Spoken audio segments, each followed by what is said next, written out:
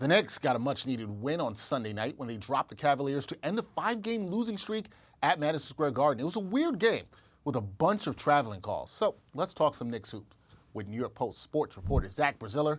Zach, how you doing? What's up, man? How are you? I'm doing good, man. I'm doing good. It was good to see the Knicks play some defense, get a win on Sunday night. I know Knicks fans were happy about that. It was good to finally witness that. We hadn't seen that in a bit. Now, Zach, in this game, as I mentioned, there were 14 traveling violations during the Knicks win over the Cavs, the most in an NBA game this season. What was the team's reaction to officials cracking down on players taking extra steps? I mean, it was definitely a surprise. Bunch of players said they've never seen that many travels in an NBA game. Clearly they haven't, because Elias Sports Bureau said it's the most travels called in 25 years in the league. There's a new crackdown going on around the league. In travels and carries, you're seeing more being called. And look, I think it's good. Now, the key is consistency. That's something Tom Thibodeau mentioned. Is look, he has no problem with them calling more by the letter of the law, but it's got to be consistent. And he got a tech in the fourth quarter for kind of arguing about, one was called tight and one wasn't. So, look, we'll see it. We'll see how long this lasts, but there was definitely a surprise. Man, there are a number of travels where you're like, wow, that's a travel. That's usually not a travel in the NBA.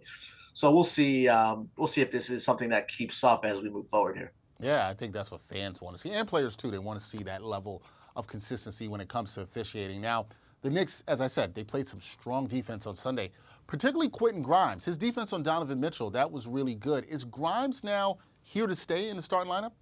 Yeah, he is. There's no doubt about it. He's made 8 consecutive starts. He's guarding the best perimeter player on the other team. He's their starting shooting guard.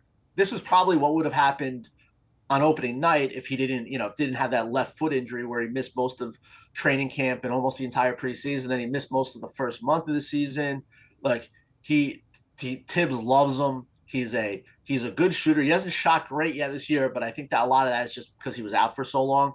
He's a good shooter. He's shown some more ability off the dribble. He's a really strong defender. He's physical. He's tough. He's the guy. I mean, there's barring something crazy, an injury or something unexpected, he's going to be their starting shooting guard. I don't think there's any question about it.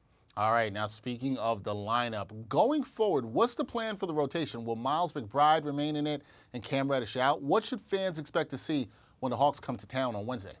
Yeah, look, I mean, right now, what you saw on Sunday is what you're going to see on Wednesday. Look, foul trouble, injuries, stuff always changes, but Tom Thibodeau said he wanted to get a look at Miles McBride mostly because of his defense, and you saw it. The Knicks played a really good defense game, and McBride helped. In 16 minutes, he was really strong defensively.